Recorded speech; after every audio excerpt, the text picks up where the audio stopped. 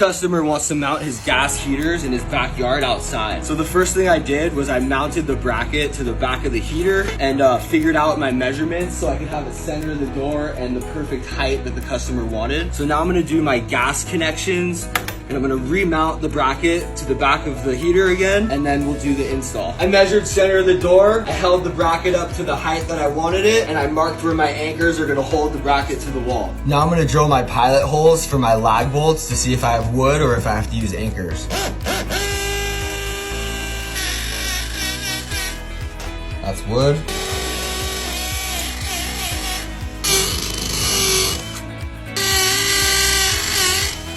I had wood on all 4 holes, so I could just use my lags directly into the wood.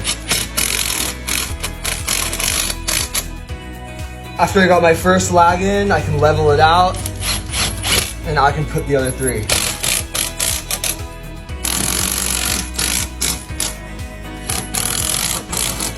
With gas fittings, you always want to use thread sealant, and you want to put it on the direction that the thread spins. I got my thread sealant put on, and now I'm installing the gas fitting, and then I'll put the bracket on the heater. Now I'm installing the bracket. I already did the gas, and the electric just connects up inside that part that I already mounted. This screwdriver link is in my bio on my profile.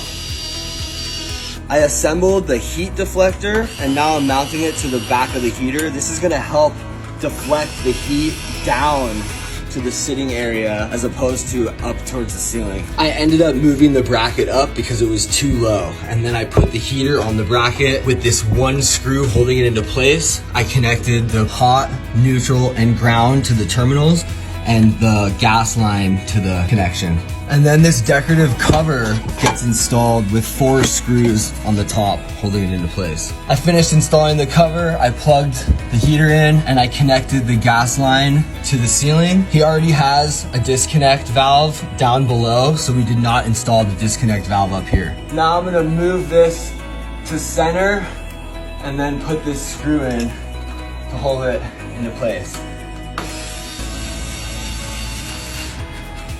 The customer has 2 more heaters to install, so I installed the first one on a ceiling mount, and now I'm gonna assemble and install the second one on this side. I finished installing the 3rd heater. With this ceiling mount coming down, you have to make sure the heaters are level before tightening the screws. Gas valve on. We'll probably end up replacing this with a timer, but switch on, and that's your end result.